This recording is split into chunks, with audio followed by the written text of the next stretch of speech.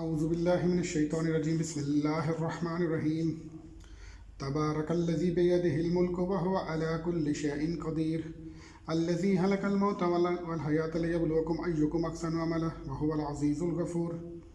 الذي هلك 7 سماوات طباقا ما ترى في خلق الرحمن من تفاوت فارجع البصر هل ترى من فطور ثم ارجع البصر كرتين ينقلب إليك البصر خاسئا وهو حسير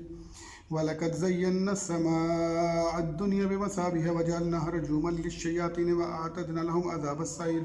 وللذين كفروا بربهم عذاب جهنم وبئس المصير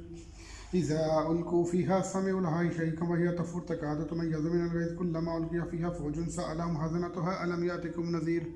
قالوا بلى قد جاءنا نذير فكذبنا وقلنا ما نزل الله من شيء إن أنتم إلا في ضلال كبير وقالوا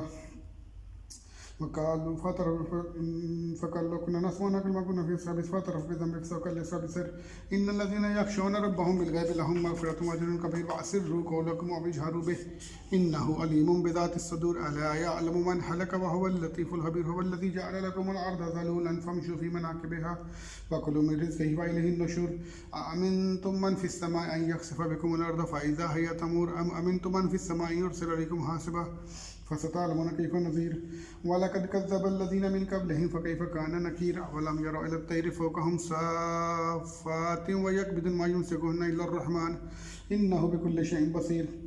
أمن هذا الذي هو جند لكم ينصركم من دون الرحمن إن الكافرون إلا في غرور أمن هذا الذي يرزقكم إن أمسك رزق بل لجوا في عتو ونفور أفمن يمشي مكبا على وجهه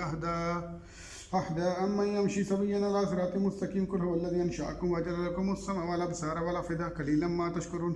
قل هو الذي ذراكم في الأرض وإليه تحشرون ويقولون متى هذا الوعد إن كنتم صادقين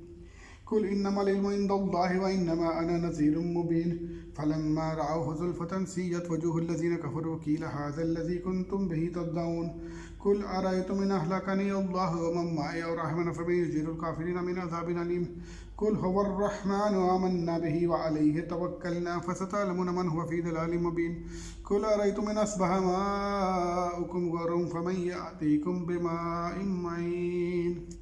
صدق الله العلي العظيم صدق رسوله النبي الكريم.